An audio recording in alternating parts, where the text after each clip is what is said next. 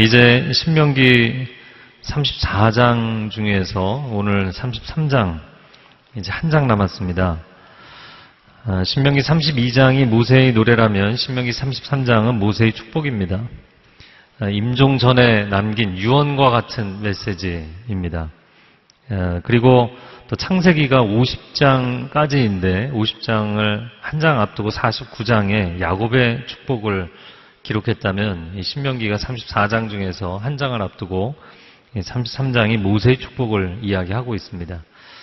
오늘 말씀을 통하여서 하나님의 축복이 저와 여러분의 삶과 가정 가운데 임하기를 바랍니다. 크게 두 부분으로 보겠습니다. 첫 번째는 12지파를 축복하는 내용입니다. 저희가 26절부터 보았는데 오늘 본문을 앞부분부터 보겠습니다. 1절 말씀 같이 읽겠습니다. 하나님의 사람 모세가 죽기 전에 이스라엘 백성들에게 베푼 축복이 다음과 같습니다. 모세가 이스라엘 백성들을 축복하고 또 12지파를 축복을 해줍니다. 이 축복 기도가 얼마나 중요한 의미를 갖고 있는가. 그래서 미국 사람들은 보통 이렇게 얘기합니다. 예배는 못 드려도 축복 기도는 받는다. 그러니까 예배를 못 드리는 한이 있어도 그래도 축복 기도는 끝에 가서라도 받아야 된다. 축복 기도, 베네딕션, 축복의 좋은 말을 해주는 이 축복의 기도, 단순히 좋은 말이 아니라 이 축복이라는 것은 사람의 입술을 빌려서 하나님께서 그 복을 내려주시는 것이기 때문에 소중한 의미가 있는 것이죠. 12지파에 대한 하나님의 축복, 창세기 49장은 야곱을 통한 축복기도, 그리고 오늘 33장 신명기는 모세를 통한 축복기도입니다. 그런데 이 12지파에 대한 두 장의 내용이 역사적인 시간으로는 한 470년 어간의 차이가 나지만 굉장한 일관성을 갖고 있습니다. 그래서 두 챕터를 비교해가면서 함께 나누겠는데요. 이 두 개의 축복기도를 통해서 하나님 주시는 일관된 메시지가 있습니다. 두 가지를 보겠는데 첫 번째는 아버지 입술에 축복의 권세가 있다는 것입니다. 우리 아버지들은 자녀를 훈계할 뿐만 아니라 자녀를 축복하는 입술이 되기를 바랍니다. 각 가정마다 어머니는 세심하고 아버지는 근엄하고 그런 집들이 많죠. 그러다 보니까 자녀들이 아버지를 좋아하면서도 좀 멀리하는 그런 경향들이 있습니다. 하지만 또 그렇기 때문에 그 아버지의 칭찬 한마디, 축복 한마디가 자녀의 인생을 완전히 바꿔놓는 경우가 많죠. 그래서 아버지가 늘 이렇게 정확성과 또 탁월함을 요구하는 아버지가 야, 너가 정말 잘한다. 이 축복의 한마디가 이 자녀에게 굉장한 자신감을 주고 인생의 방향을 바꿔놓는 경우가 많습니다. 이삭이 에서와 야곱에게 축복해준 그대로 이삭과 에서와 야곱의 인생이 진행되는 것을 보고요. 또 야곱이 12아들을 축복해준 그대로 그 후손들의 인생이 달라지는 것을 보게 됩니다.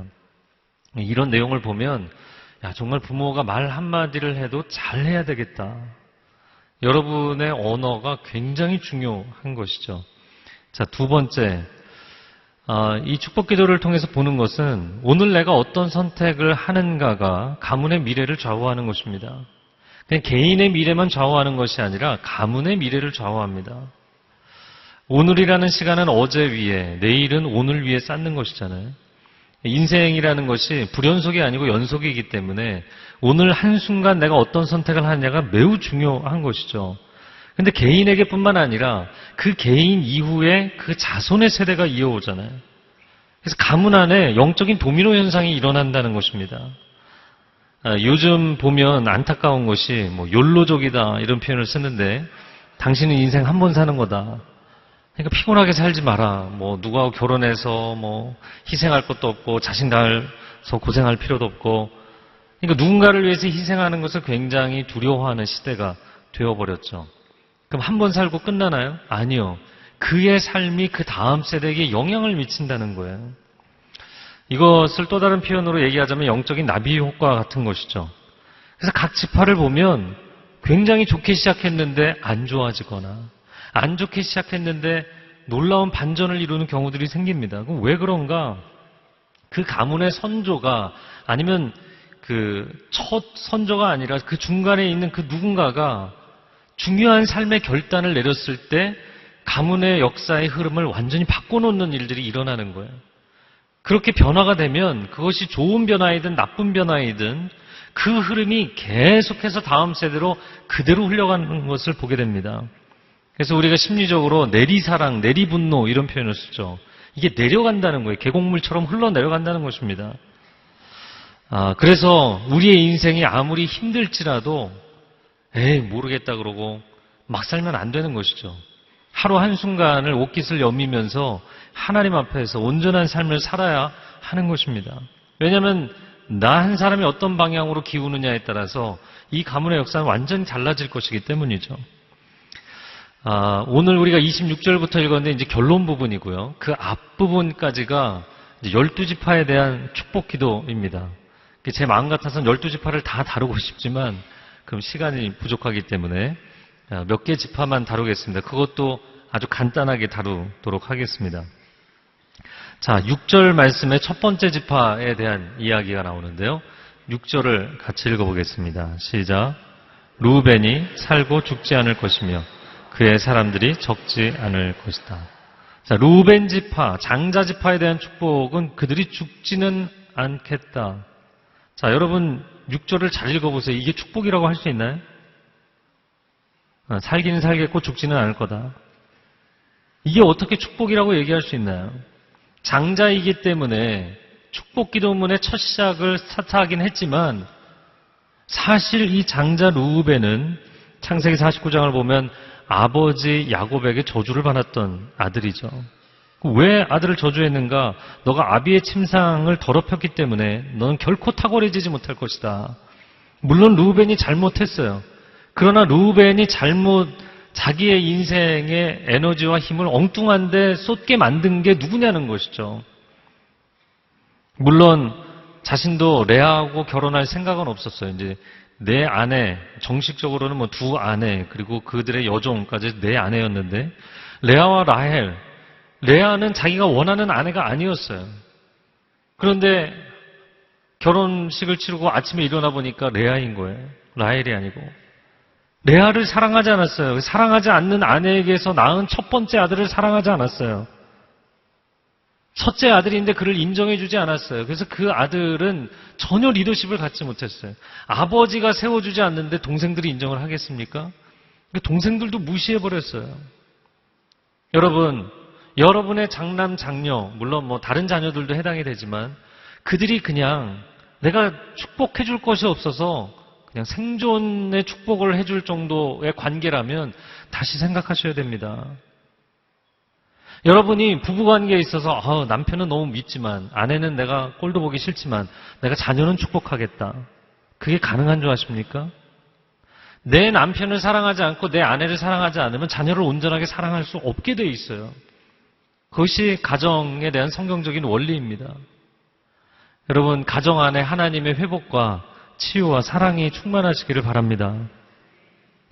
그래서 정말 내 장남 장녀에게 루벤에게 축복같지 않은 축복을 해주는 이런 수준의 가문이 되지 않기를 원한다면 하나님이 당신에게 주신 첫 자녀, 장남 장녀를 사랑해 주시고 인정해 주시고 세워 주셔야 돼요. 어디를 가나 인생에는 질서가 필요한 것입니다. 자, 두 번째 지파입니다. 7절 말씀 같이 읽어보겠습니다. 시작. 그리고 그는 유다에 관해 이렇게 말했습니다. 여호와여, 유다의 부르짖음을 들어주십시오. 그에게 그 백성들을 보내주십시오. 자기 손으로 스스로 변호하고 있습니다. 그 원수들을 대항해 그의 도움이 돼 주십시오.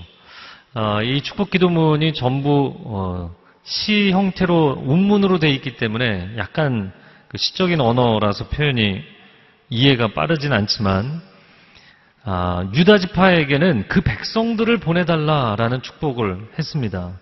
이것은 다시 이야기하자면 그들이 지도자 역할을 할 것이라는 이야기입니다. 창세기 49장의 야곱도 통치자의 지팡이가 유다 지파에게서 떠나지 않을 것이다. 그럼 처음부터 유다 지파가 훌륭했는가? 아닙니다. 유다는 원래 넷째 아들이었고 더 심각한 문제는 그는 기회주의자였죠. 창세기 37장에 동생이 미워서 야 저기 꿈쟁이 온다. 그러고서는 그 동생을 구덩이에 놓고 죽이려고 했었죠. 그때 장자 르우벤이 내가 잠시 어디 갔다 와야 되는데 동생을 절대 해치지 마라. 근데 형이 아무런 리더십이 없었거든요. 아버지에게 인정을 못 받으니까. 형이 자리를 비운 사이 둘째, 셋째, 병장이 없는 자리에는 상병이, 말년병장은 아무 힘이 없고요. 상병이 역할을 하는 것이거든요. 군기 잡는 거죠. 그래서 시몬과 레위가 죽이려고 했어요. 그때 넷째 아들인 유다가 동생 죽여서 우리가 무슨 좋은 일이 있다고 그냥 팔아넘기자. 그래서 구약의 유다도 신약의 유다도 사람을 팔아넘기고 돈을 받았죠. 구약의 유다는 은 20개를 받았고 신약의 유다는 30개를 받았죠. 은 20개를 챙겼어요. 그는 기회주의자였습니다. 난 적어도 죽이지는 않지 않았느냐. 아니요. 실리적인 이득을 취하는 그 상황에서도 이익을 챙기는 사람이었어요.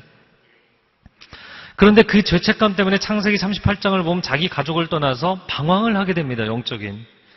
그때 하나님께서 그를 집요하게 추적하시면서 그 아내가 죽고 두 아들 엘과 오난이 죽고 또 집요한 며느리 다말을 만나서 인생이 하나님 앞에 고꾸라지고 자기의 죄를 다 쏟아놓고 회개하는 일이 벌어지게 됩니다.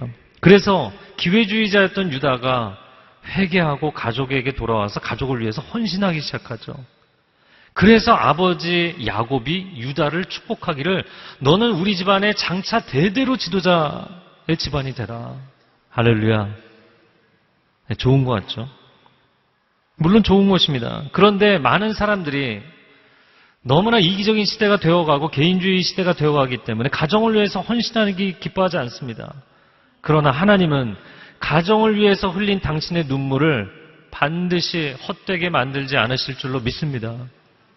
하나님의 리더십의 법칙이에요. 세상만 노블리스 오블리주를 이야기하는 것이 아닙니다.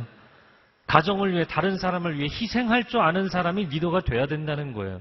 그래야만 세상이 평안하다는 것이죠. 자, 그런데 세 번째 지파로 넘어가기 전에 이 축복 기도문에서 이상한 점을 여러분이 이제 하나씩 다 읽어보시면 한 지파가 누락이 돼 있어요. 11지파가 등장했는데 한 지파가 누락이 됐어요. 그 지파는 시므온 지파입니다. 그래서 시므온 지파처럼 되지 않으려면 어떻게 해야 되는가 생각할 필요가 있는 것이죠. 시므온 지파도 야곱에게 아버지에게 저주를 받았던 그런 아들입니다. 시므온이 동생 요셉을 죽이려고 선동했던 사람이고 또 세겜성 사람들이 밉다고 해서 그들을 속여서 칼로 대학살을 일으켰던 주동자였어요.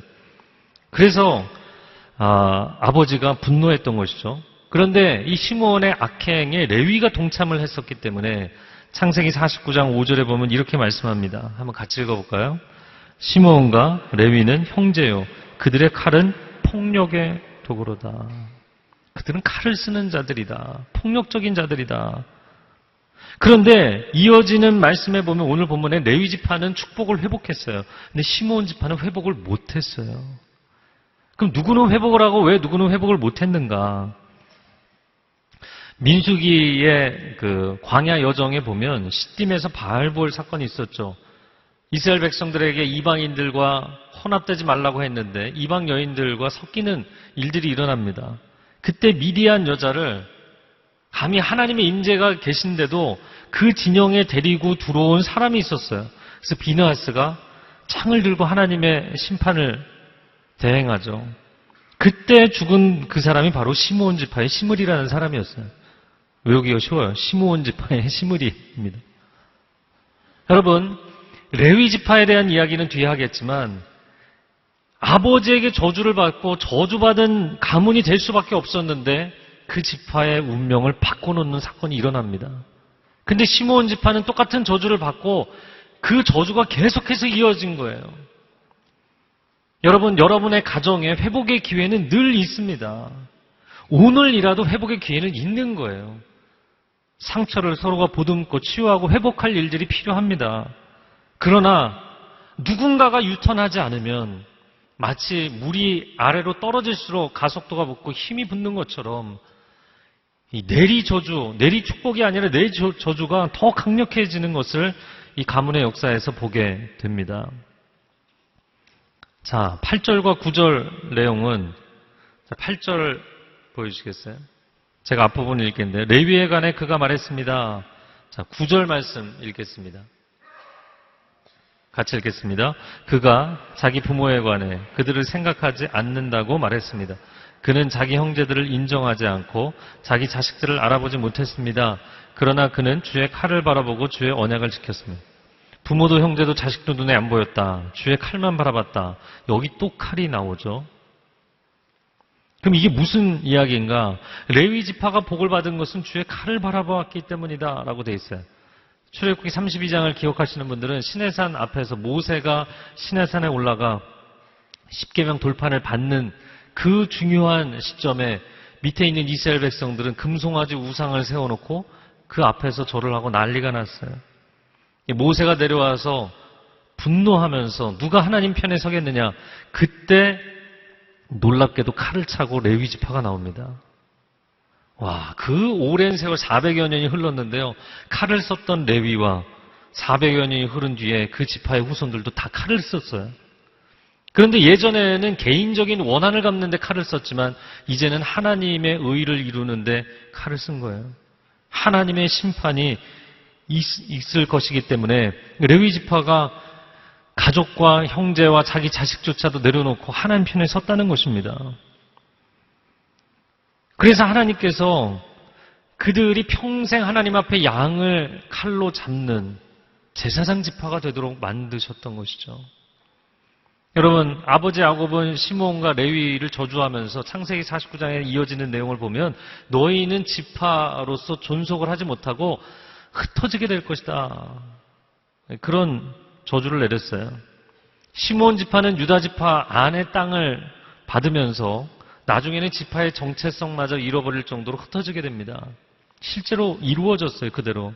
레위 지파도 놀랍게 그들은 축복으로 그들의 지파의 운명을 바꿔놓기는 했지만 땅을 기업으로 받지 못하고 전국으로 흩어지게 됩니다. 땅을 기업으로 받지 못했어요. 그러나 하나님께서 여호와 하나님이 너희의 기업이 되어 주시겠다. 할렐루야. 이 축복의 말씀을 주신 것이죠. 죄가 더한 곳에 은혜가 넘친다라는 말씀이 있습니다. 많이 속을 썩인 자식이 부모의 은혜를 더 알게 되는 것이죠.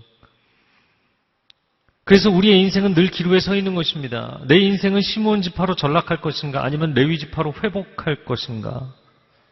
내가 그냥 우리 가문에 흘러오는 대로 이 분노가 내리 분노로 흘러가도록 놔두고 이 저주가 내리 저주로 흘러가게 놔둘 것인가. 그러면 시므온 지파로 전락하는 것이고요. 그러나 누군가가 하나님을 위해서 결단하고 인생을 턴하면 하나님께서 그 지파를, 그 가문을 레위 지파처럼 회복하시리라는 약속입니다. 여러분, 칼을 쓸 줄 아는 것도 능력이죠. 다만 그 능력을 어디에 사용하느냐가 중요한 것입니다. 칼을 사람들에게 휘두르면 다치는 것이고 그 칼을 가지고 음식을 만들면 많은 사람을 유익하게 하는 것이죠. 여러분의 자녀들 가운데도 시므온과 레위 같은 캐릭터를 가진 자녀들이 있을 겁니다. 막 의분이 강하고 못 참고. 제 친구도 아들이 그래서 학교에서 뭔가 잘못된 일이, 불이한 일이 있으면 선생님 찾아가서 항상 얘기하고 갈등하고. 이게 부모는 너무나 걱정스럽지만 아이의 캐릭터가 태어날 때부터 그렇게 주어진 아이들이 있어요. 부모가 볼 때는 얘가 왜 이렇게 공격적인가. 그래서 그것이 잘못됐다고 무조건 누르려고 하는데 그게 능사는 아니죠. 그의 내면에 있는 그 에너지, 다른 사람보다 더 많은 에너지가 대의를 위해서, 하나님 나라를 위해서 다른 사람을 살리는 데 사용될 수 있도록 격려해주고 중보기도를 해주셔야 돼요. 자, 그 다음 지파를 보겠습니다. 13절 말씀 같이 읽겠습니다. 요셉에 관해 그가 말했습니다. 여호와께서 그의 땅을 저 위 하늘의 귀한 이슬과 저 아래 저장한 깊은 물로 복 주시기를. 요셉 지파를 볼 때마다 복에 겨운 지파다 이런 생각이 들어요. 왜냐하면 이어지는 내용을 제가 내용이 많긴 한 좋은 내용이지만 안 읽었어요. 그냥 다 복복복이에요. 창세기 49장에서도 가장 긴 구절로 복을 선언해 준 것이 요셉 지파였고, 신명기 33장도 두 번째로 많은 게 레위 지파가 4절, 요셉 지파는 5절이에요. 계속해서 축복을 해줍니다. 축복이 넘치는 지파예요. 왜 그렇게 야곱이 그 아들, 12아들 중에서 11번째 아들인데 그를 그렇게 사랑했는가? 자기가 사랑하는 아내의 첫 번째 소생이기도 했지만 집에서 가장 출세했기도 했고, 근데 출세한 아들이기 때문이 아니라 출세한 그 아들이 자기를 죽이려고, 자기를 해코지 하려고 했던 형제들을 다 용서하고 그들이 공경에 빠졌을 때 온 가족을 구원하는 역할을 하죠. 그래서 그 아들 요셉을 특별히 사랑했고 축복을 해주었어요. 그래서 유다가 세상적인 지도자의 그 축복을 받았다면 레위는 영적인 지도자의 축복을 받게 되고, 요셉은 땅의 축복, 물질의 축복을 받게 됐어요. 이 자막을 한번 그대로 보여주시고요. 만약에 여러분에게 3가지 중에 선택을 하라면 뭘 선택하시겠어요? 너는 무엇을 원하느냐? 하나님 물으시면 저는 3가지를 다 원합니다. 이렇게 대답하지 마시고. 자, 요셉에 대한 이야기를 좀 더 하면, 요셉은 무성한 가지, 곧 샘 곁에 무성한 가지라 그 가지가 담을 넘었도다. 창세기 49장 22절. 아버지가 아들에 대해서 막 감격하면서 해준 얘기예요. 그래서 야곱의 축복이라는 노래 여러분 부를 때마다 너는 담장 너머로 뻗은 나무, 이런 노래를 부르잖아요. 저는 요즘 좀 이 노래를 잘 안 불러요. 왜냐면 복 받는 건 좋은데 제 성격상 왜 남의 집 담장까지 넘어야 될까? 요즘은 그러면 문제가 되는 경우도 있어요. 소송 걸고 난리 나요. 결국에 이 요셉 지파는 어마어마한 축복을 받았는데, 땅의 축복, 물질의 축복을 받았는데, 결국에서 에브라임과 므낫세가 나중에 12지파가 땅 분배한 걸 보면 거의 절반을 차지했어요. 땅도. 12지파인데 사실 요셉에서 나온 2 아들을 각각 한 지파씩 줬잖아요. 레위가 빠진 사이에. 그래서 이 2 아들이 전체로 놓고 보면 거의 5분의 2 내지는 절반 정도를 차지합니다. 정말 아버지가 축복해준 대로 됐어요. 근데 문제는 뭐냐면 결국에 에브라임이 유다 지파를 향해서 왜 너희만 지도자가 돼야 되냐? 왜 너희만 왕이 돼야 되냐? 우리가 최고 기득권을 주장할 수 있는 지파다. 그래서 결국에는 반역을 일으키고 북왕국을 세우죠. 그리고는 영적 정통성이 필요하니까 그들이 우상 숭배를 하기 시작하죠. 이스라엘을 타락시킨 장본인들이 돼버렸어요. 그리고 결국에는 그게 나중에 사마리아까지 가게 되는 것입니다. 제가 언젠가 책을 쓰고 싶은데 그건 뭐냐면, 글쎄 우리가 성경에서 이야기하는 축복의 원리, 하나님의 강복의 원리에 대해서 너무나 단순 논리로 생각을 하고 있거든요. 근데 하나님의 강복의 원리, 성경적으로는 시소의 법칙입니다. 여러분, 시소의 법칙이라는 게 무슨 얘기냐면, 쉽게 얘기하자면 내가 겸손히 뒤로 물러서면 인생이 오르막길이 되고요, 내가 나서겠다고 교만하게 앞으로 가면 내리막길이 되는 거예요. 아니, 그런 법칙이 어디 있나? 세상에서는 내가 잘나고 능력이 있고 높이 오르면은 다 되는 거지. 아니요. 세상에서도 그러면 위태로워지죠. 공공의 타겟이 되죠. 하나님은 하나님 앞에 겸비하는 사람의 인생을 오르막길 인생으로 만들어 주십니다. 그러나 스스로 잘난 척하고 교만하는 인생은 내리막길이 되도록 만드신다는 거예요. 요셉과 유다 지파를 비교를 해보면 처음에 겸손하고 성실했던 요셉은 정말 좋았죠. 그런데 후손들이 이 섬김의 리더십을 다 망각해버린 거예요. 그들의 선조 요셉이 얼마나 말도 안 되는 그 형제들을 다 용서해주고 끌어안고 섬기며 살았는지 그 시절을 다 망각하고 기득권만 주장한 거예요. 그리고는 망가진 것입니다. 그런데 유다 지파는 처음에는 기회주의자였지만 회개하고 가정을 위해 헌신했잖아요. 막내 베냐민, 배다른 동생입니다. 그럼에도 불구하고 그 베냐민을 위해서 베냐민을 살려주시면 제 목숨을 바치겠습니다. 어떻게 보면 하나님께서 자기 아내도 2 아들도 다 데려가셨잖아요. 저는 이제 가족도 없고 저 혼자뿐입니다. 내 원가족, 오리지널 패밀리를 살려낼 수 있다면 내 생명을 바치겠습니다. 그 눈물겨운 헌신을 했을 때 아버지 야곱이 그 유다를 보면서 너야말로 가족을 위해 헌신할 수 있는 너야말로 너로부터 왕들이 이어서 나오며 지도자들이 나오는 지파가 되어야 할 것이다. 할렐루야. 그렇게 반전을 이루게 된 것이죠. 여러분, 여러분의 인생에도 반전의 역사가 있기를 축복합니다. 자, 두 번째, 이스라엘의 행복의 비결입니다. 오늘 우리가 읽었던 본문을 보겠는데요. 26절 말씀 한번 같이 읽어주시기 바랍니다. 시작. 그분은 너를 도우러 하늘을 타고 그분의 위엄으로 구름을 타고 오신다. 저를 다시 한번 따라해보세요. 여수르네 하나님 같은 분은 없다. 여수르네 하나님 같은 분은 없다. 왜 이렇게 이야기를 했을까?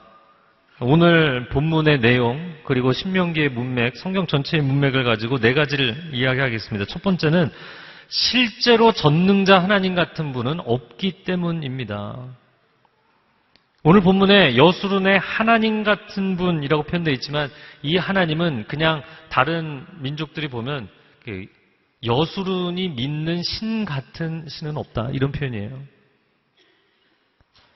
그러니까 많은 민족들이, 나라들이, 족속들이 자기의 신을 믿잖아요.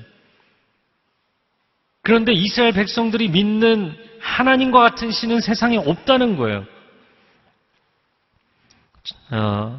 열방 민족들이 섬기는 신들을 보면 다 다신론적 개념의 선상 위에 놓여 있는 신들이죠.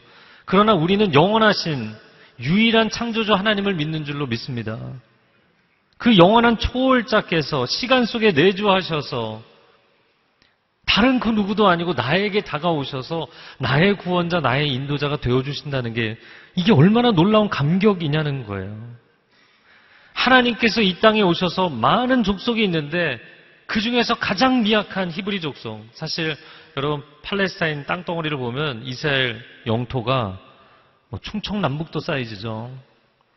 우리는 분할되어 있는 남쪽 한국 영토만 봐도 사실 큰 땅이 아니거든요. 근데 그거보다 훨씬 작은 그 이스라엘 영토입니다. 그런데 그들을 선택하셔서 하나님의 친백성을 삼으셨다는 거예요. 그 너무나 감격인 거죠. 제가 이거를 어떻게 표현을 해야 될까? 그래서 어제 저녁에 설교 준비하다가 아내에게 물어봤어요. 요즘 유행하는 드라마가 있냐고. 근데 잘 모르겠다 얘기하더라고요.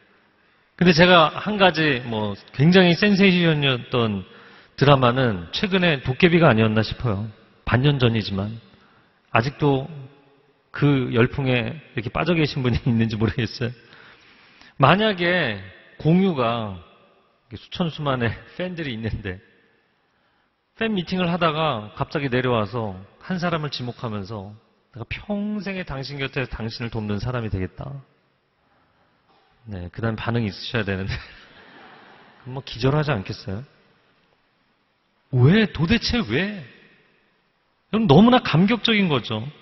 제가 이번에 동경 러브소나타 가서 일본을 방문할 때마다 그 느끼는 뭔가가 있었거든요. 근데 이번에 알게 됐어요. 그 일본 목사님들이 한국 목사님들보다 훨씬 전통적이고 굉장히 점잖으세요. 예의 바른 분들이잖아요. 근데 이재훈 목사님만 나타나시면 너무 어린아이처럼 해맑게 반가워하면서 사진 찍자고 그러고 너무나 좋아하세요. 얘기를 들어보니까 일본 사람들은 그 모임 중에서 누구가 가장 중요한 지도자다. 그럼 딱 인정하고 들어가는 게 있다는 거예요. 네. 근데 한국 사람들은 잘 인정을 안 하거든요. 그래서 그 한국인의 정서에 대해서 한국학자가 강의를 들었을 때 그런 얘기를 하더라고요. 외국에서는 누가 총리가 되고 그러면 그 어렸을 때 초등학교 친구들이 그 친구가 어렸을 때부터 좀 비범했던 것 같다. 늘 조용히 혼자 책 보고. 근데 우리나라에서는 걔 내 가방 못지 하던 애 이런 식으로 네가 장관하면 나도 장관한다 이런 식의 문화잖아요. 그러니까 임진왜란 때 왜군들이 와서 너무나 놀랬다는 거예요. 섬나라에서 그들끼리 이제 싸울 때는 무사들끼리 싸우면 누군가가 승자가 결정되고 나면 백성들은 무조건 승복이에요. 딱 인정입니다. 인정하고 들어가는 게 있어요. 우리나라에 이제 임진왜란 때 들어와서 거의 주요 성읍들을 다 정복하고 왕은 도망치고 그럼 게임이 끝난 줄 알았거든요. 근데 곳곳에서 막 의병들이 일어나는 거예요. 인정을 안 하는 거예요. 승복을 안 하는 거예요. 그리고 한 노병은 나타나서 신에게는 아직 12척의 배가 있습니다. 이러고 말도 안 되는 막 전쟁을 일으키니까 당황스러운 거죠. 여러분, 영적인 측면에서도 우리 삶에서도 적용할 부분이 분명히 있습니다. 여러분, 우리 인생에서 아무리 강력해도 뚫고 나가야 되고 도전해야 될 것은 도전하셔야 돼요. 그러나 또 정반대로 인정해야 될 것은 인정하셔야 돼요. 오늘 본문에서 이야기하는 첫 번째 마지막 결론의 첫 번째 선포는 무엇이냐면 당신이 믿는 하나님 같은 분은 없다는 거예요. 세상 어느 민족이 믿는 신을 비교해 보라는 것입니다. 예, 제가 작년에 오직 예수 썼고 이제 올해 8월에 두 번째 책이 나올 텐데 후속편이 나올 텐데 두 책을 보세요. 어떤 종교와 비교해도 당신이 믿는 하나님 같은 분은 없다는 것입니다. 그 이야기를 하고 있어요. 자, 두 번째, 하나님과 같이 당신을 사랑할 분이 없기 때문입니다. 신명기 30장까지 그렇게 순종하라 사랑하라 명령을 했잖아요. 그런데 지난 31장 32장에 모세가 거의 끝나는 지점에서 뭐라고 얘기합니까? 그런데 너희는 하나님을 배신할 거야. 이런 우울한 이야기를 했거든요. 그러면 그런 우울한 이야기를 하고 나서 다시 33장에 근데 그런 우울한 얘기가 없었던 것처럼 축복 일변도의 이야기를 하고 있단 말이죠. 도대체 어떻게 된 것인가? 왜냐하면 우리가 26절에 보았던 여수룬이라는 이 표현을 참고할 필요가 있습니다. 왜냐하면 이 여수룬은 이스라엘에 대한 별칭입니다. 닉네임이에요. 그런데 의로운 자라는 뜻이 담긴 가장 이상적인 형태 이스라엘을 이야기하는 애칭이에요. 그러면 너희는 실패할 것이고 너희는 망할 것이고 너희는 배신할 것이고 하나님의 심판을 받을 것이고 결국에 나중에 회복하시겠지만 그 어두운 터널을 지나갈 거라고 얘기하셨다고요.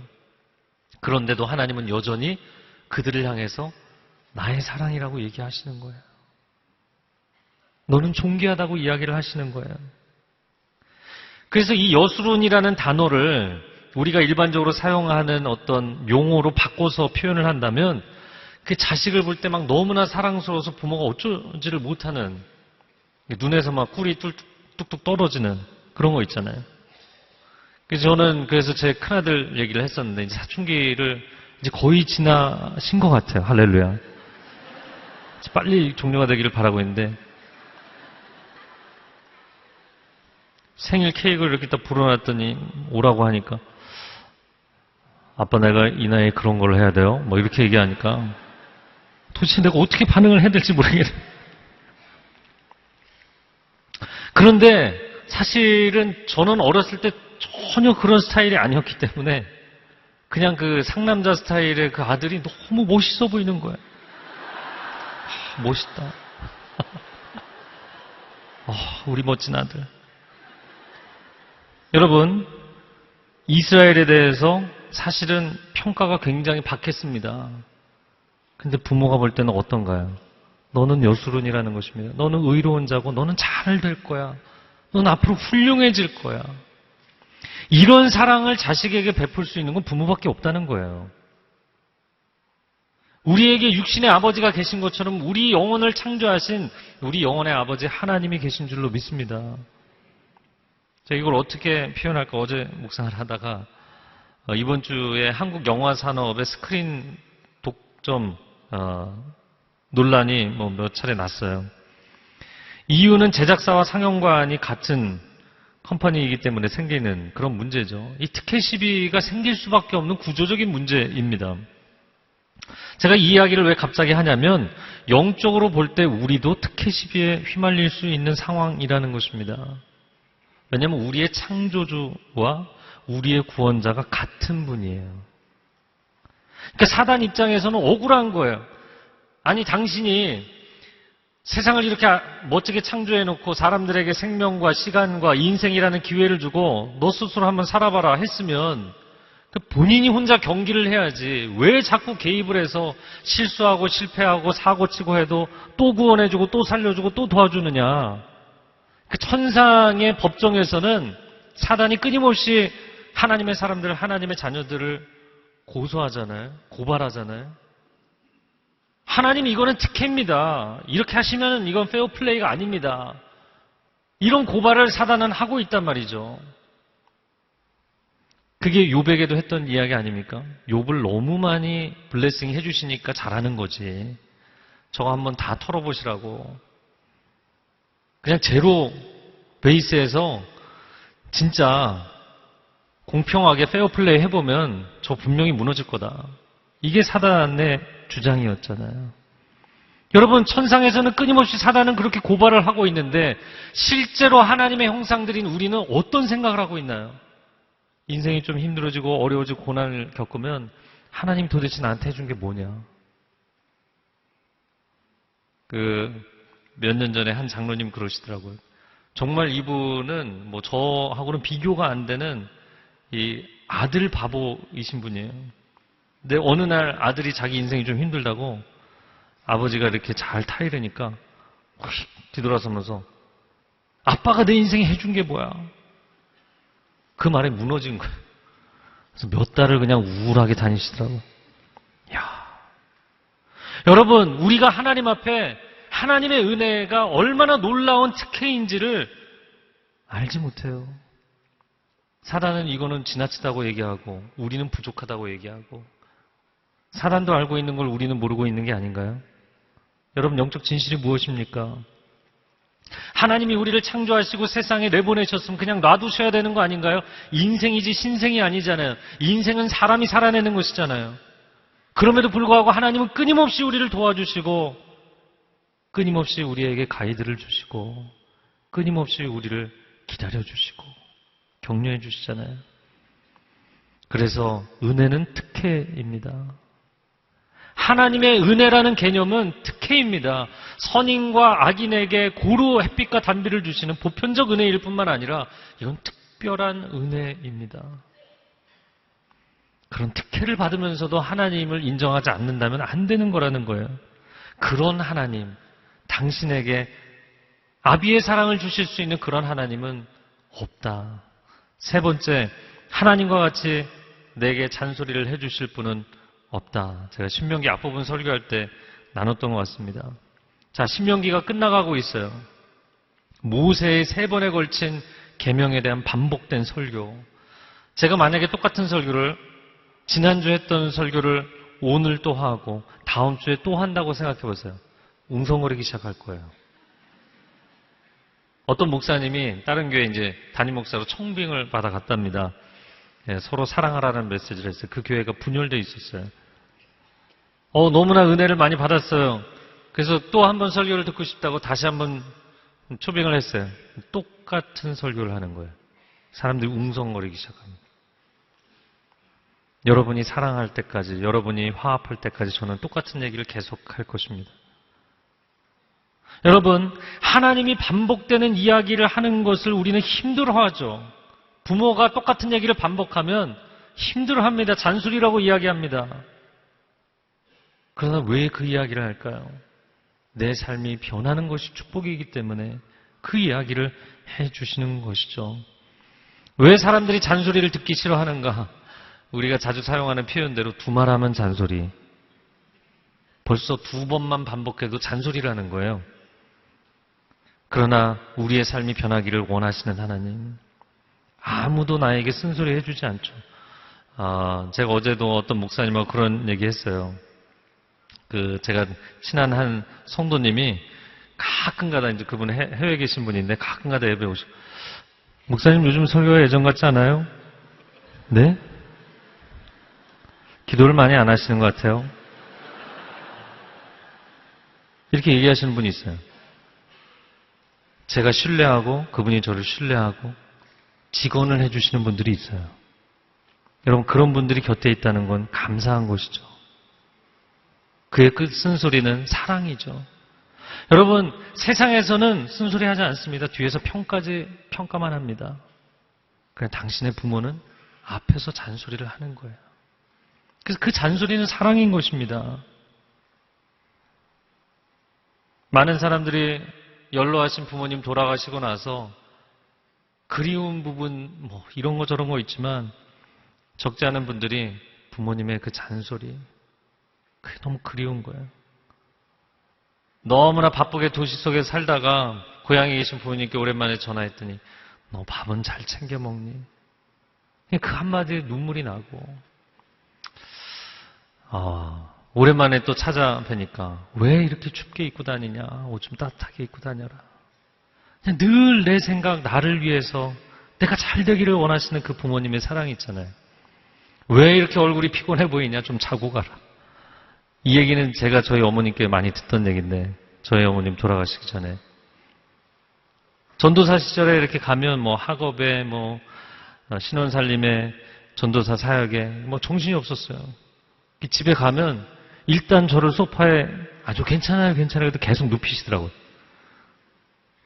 좀 쉬다 가라, 자다 가라. 내가 잘 되기를 그렇게 원하시는 분이 과연 누가 있을 수 있을까? 누구에게 사랑을 받더라도. 여러분, 부모님의 잔소리가 사랑인 것처럼 하나님의 반복되는 이 메시지는 여러분을 향한 비교할 수 없는 사랑인 줄로 믿습니다. 네 번째, 하나님과 같이 당신에게 약속을 지키실 분은 없다는 거예요. 성경이 명령으로 가득한 책이라고 생각하시면 큰 오해입니다. 절대 나를 떠나지 마라. 절대 다른 우상을 사랑하지 마라. 나만 평생 사랑해라. 그 얘기는 뭔가요? 상대방은 막 흔들리고 있는, 사랑이 흔들리는데 이쪽 편에서 나만 사랑해야 돼. 이 얘기를 계속하는 거는 요구인가요? 나는 당신을 평생 사랑한다는 결단이 이미 끝났다는 얘기예요.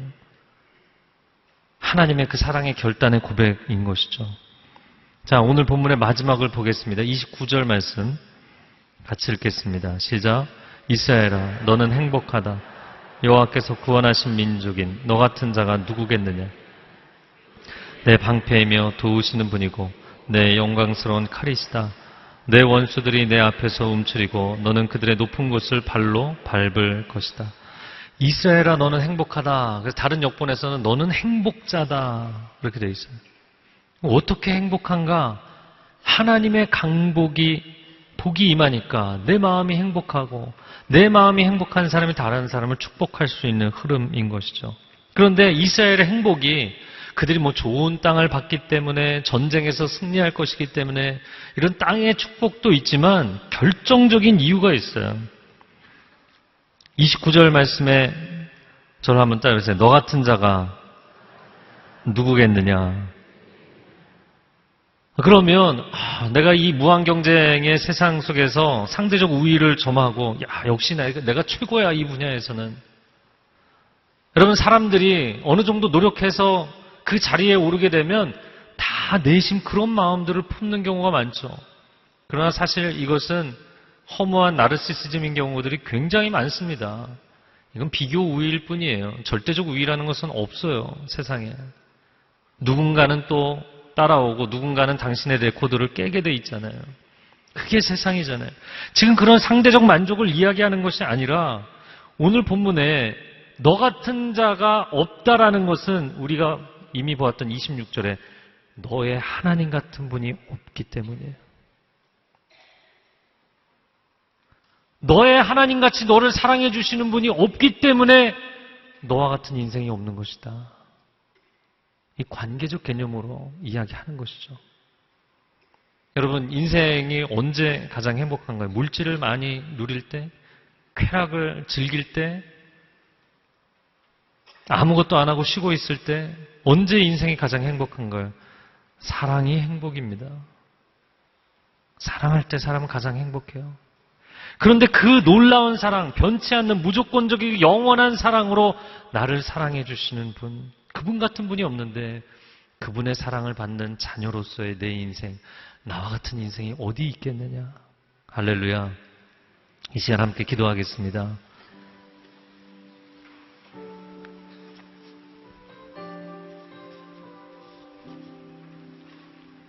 소중한 인생을 주셨고 소중한 가정을 주셨고 이 모든 아름다운 선물이 그 누구와도 비교할 수 없는 하나님이 나의 하나님 되시고 나의 아버지 되시기 때문인 줄로 믿습니다.